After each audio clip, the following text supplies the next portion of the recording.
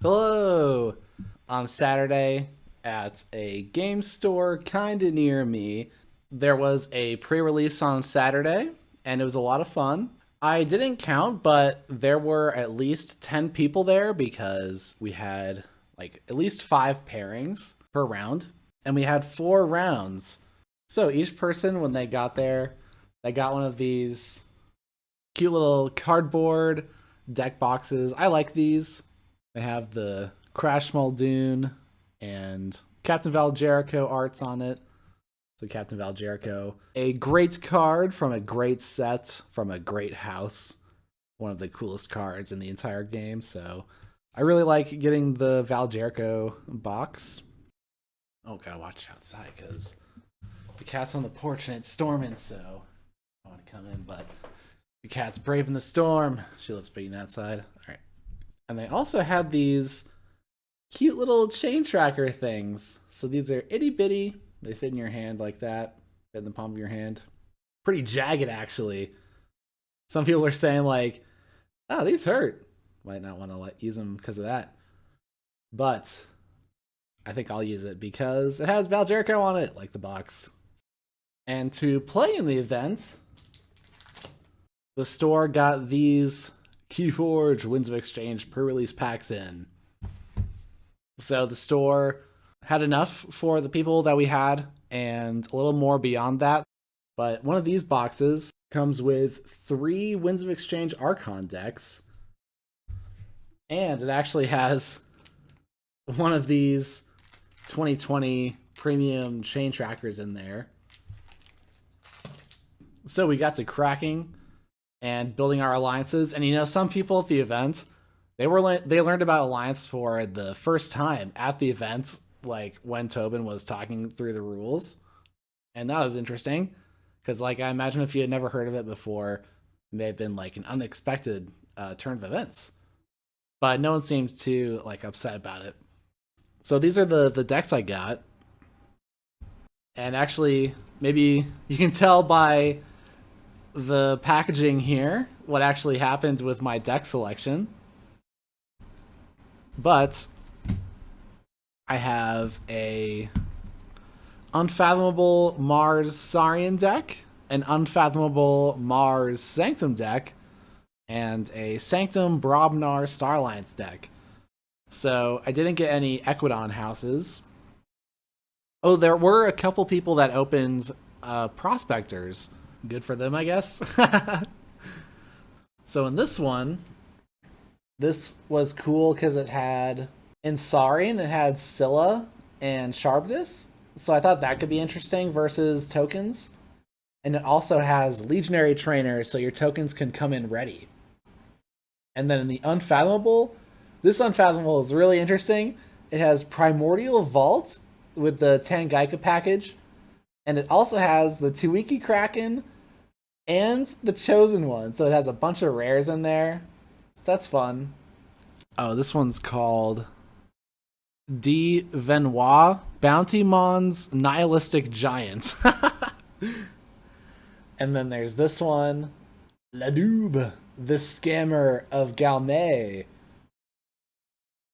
And so this one has, in the Mars, it has Noxtillion. The Noxtillion prevents your pilots from being destroyed or taking damage. I think it's just a good ability to have in sealed because it protects your creatures. And so you have 4 pilots that come with it. And so that's just 4 creatures in Mars that you get to reap with. So that was one of the reasons why I used that pod. And then the third deck, Prodigal Atwood. And so this one had Grumpus. So this one had Kretchy as a rare, which was kind of unfortunate because it doesn't have fresh marks with it, so it doesn't really have that good combo. And then in Sanctum, the Sanctum is crazy here. Lady Lorena, double Colonel Mariana, which is the one where each friendly night creature captures 1. Triple Nightapult. So it's just a bunch of creatures. Oh, it also has Lightbringer Outpost. So some possibly good synergies with the creatures there, capturing a bunch of stuff and having them come in ready. Who knows? And then the Star Alliance, we have Com Officer Hings and Com Officer Gross. So that's cool. So out of all these decks, I was thinking, well, maybe I want to use the Scylla Sharpness pod in Saurian because that could be good anti-token tech. The Come Officer Hings and Come Officer Gross was also tempting because this had a red alert. So proactive creatures along with the red alert seemed like an interesting package. One of the alliances I thought I could build was to push for as many tokens as possible. And so I could do that potentially with the Grand Gourd plus Primordial Vault. So that's potentially 2 tokens at the start of your turn. But I had played against Tangaika in the ABR Archon week, and I wasn't convinced that playing Tangaika was really worth it. So then I would have to pair that stuff with a different token maybe. So what I actually ended up doing was just going with one of the decks by itself because I think this may be a pretty decent option. The reason being is that it has double scoop up. So that's your non-destruction removal. So that's good at playing against opposing Katarinas or Martyrs of the Vaults. So I felt like this deck was a strong option by itself, and I didn't need to get cute with trying to make like busted token combos by combining my other pods into an alliance. What I'm actually going to do is scan these decks, get them in the system, and check the SAS. So I'm going to see if I picked the highest SAS deck. And then also, I've never used the decks of KeyForge Alliance Builder before. So I'm going to build that Tangaika Grand Gourd Katarina deck I just talked about, and we'll see what the stats are. All right, let's get these in. I haven't even played these yet, but I'm seeing the SAS. How could I? Import. Ooh, we got a 68. Spicy.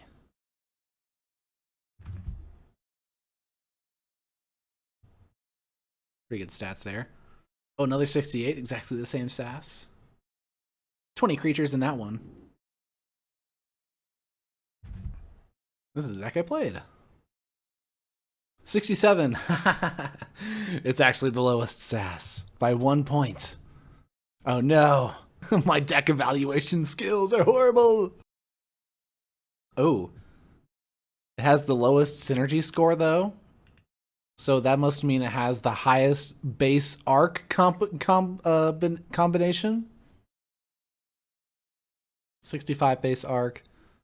62 and 61. Oh, interesting. So it has the lowest E score, but it has the highest disruption score. And it also has the highest creature control and amber control scores. That's interesting. And not only that, but it has 14 amber and 18 creatures. Not bad. So pretty good stats there. So I played this deck all 4 rounds. And I kept playing it because I was having fun with it. And I thought it was pretty good. So I figured why switch to a different deck? Because I didn't really feel the need to explore the other ones. But maybe it would have been fun to try this like Come Officer Gross one. Let's see. How do you do alliances? Build alliance. Okay. So my plan was to put together this Katarina. I wanted this Unfathomable. And I wanted the Grand Gourd. Forge Alliance! That's fun. Oh no! 56 SAS. But look, it has 22 creatures, 12 bonus amber, 3.5 disruption, including an Abyssal Sight. That's pretty good. And it still has good creature control with the Chosen One, Earthshaker.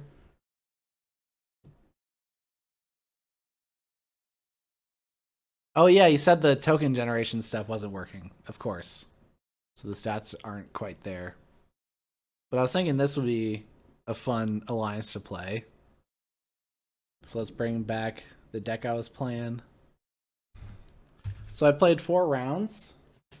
Round 1 was versus Tobin, and he had opened a Berserker deck. And so we had a good back and forth in our match. And I had built up a bunch of amber, a bunch of captured amber on my Katarina, the one that says destroyed, make a token creature for each amber on it. And there's this one point at the mid game where I had an Ammonia Clouds in my hand, and he had some creatures on his side of the board with amber. And I was like, oh, I could do a play where I destroy Katarina with my Ammonia Clouds, make a bunch of fish, get the amber back from like his creatures, forge my second key, and then have enough creatures to reap for my third key. That plan went wrong in a couple of ways. First of all, his creatures were too big for the Ammonia Clouds to destroy. And he also had double Hadroth's Wall, so the Ammonia Clouds didn't destroy any of his creatures. That means I didn't get any of that amber back. And I only had 3 cards left in my deck, so I had 7 amber on Katarina, and I was only able to make 3 tokens off of that instead of 7. So I didn't get any amber back, and I didn't make as many tokens as I wanted. So that was a bad play, it turned out. So I ended up losing that game. And then round 2, they were playing an alliance. They played like an Ulfbert device, and that ended up actually securing me the win because they had Equidon, and the Amber controls was an Equidon. And so at the end of the game, they weren't able to call Equidon when they needed to use the Amber control. So that was a win. And then round 3, I played against another local player, and that game was hilarious because they like gave me this intense stare at the beginning, and they played Sunk Cost, and then I went into Unfathomable after that, and I played Watch Your Step. I made them call Unfathomable, and they had Illusions of Grandeur, so then they made me call Unfathomable after that, and then I played Sunk Cost after that. So we played Unfathomable for the first 2 turns, both of us, just like discarding each other's hand cards and forcing each other to call Unfathomable. So that was a really wacky start to that game. And I ended up getting the win that game because they had 2 Rant and Rives in their deck, and I learned to play around it. So they were playing Brobnar, and that means I didn't go to check at 8, I went to check at 7, and so they weren't able to take me off check, and that was for the win.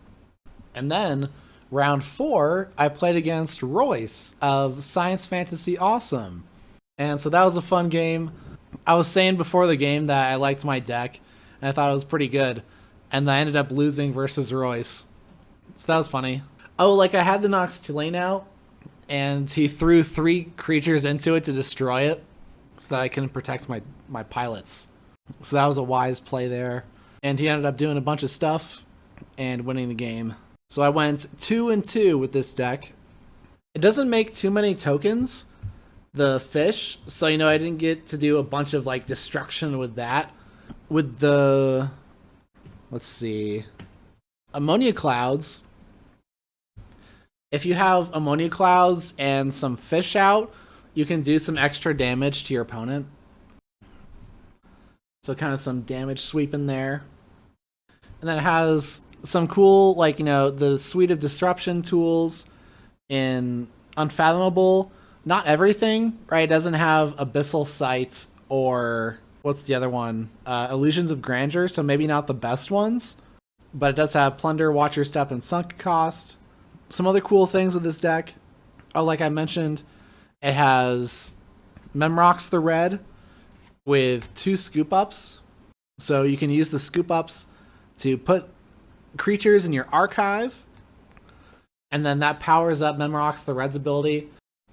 And then also in Mars, there's the Noxtilane, right?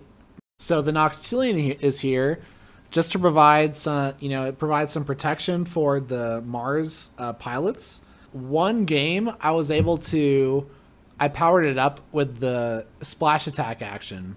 So I was able to fight stuff off. It is nice though that the red aeronaut is able to search your deck and discard for the Noxtilian.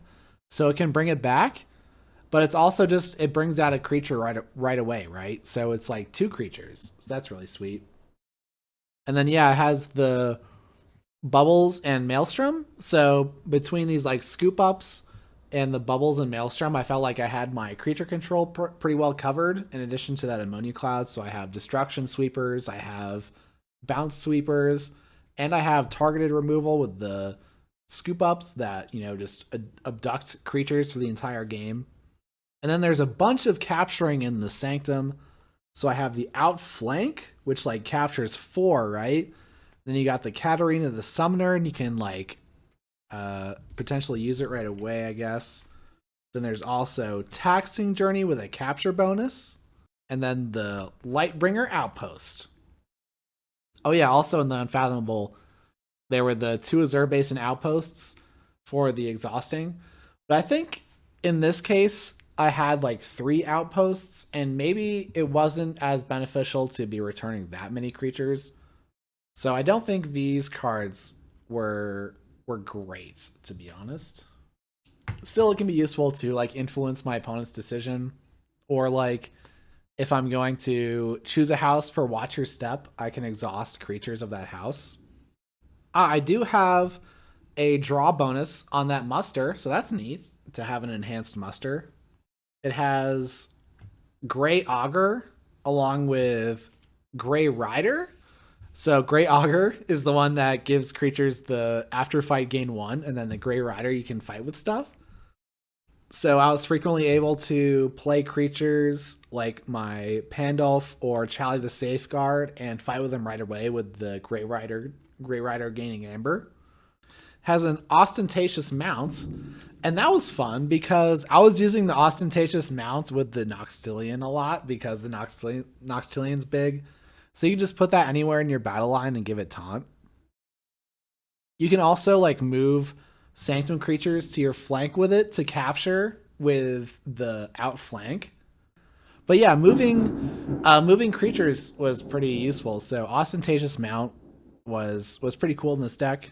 And here's the rest of the cards. Got Crushing Deep, Yixel the Iron Captain, Pandolf the Provokers for some Enraging, Brain Dart, Stir Crazy. It's nice. Didn't really get to use the Skullback Crab. So yeah, I really enjoyed playing this one. It was a cool deck. So that was a bit of deck tech there.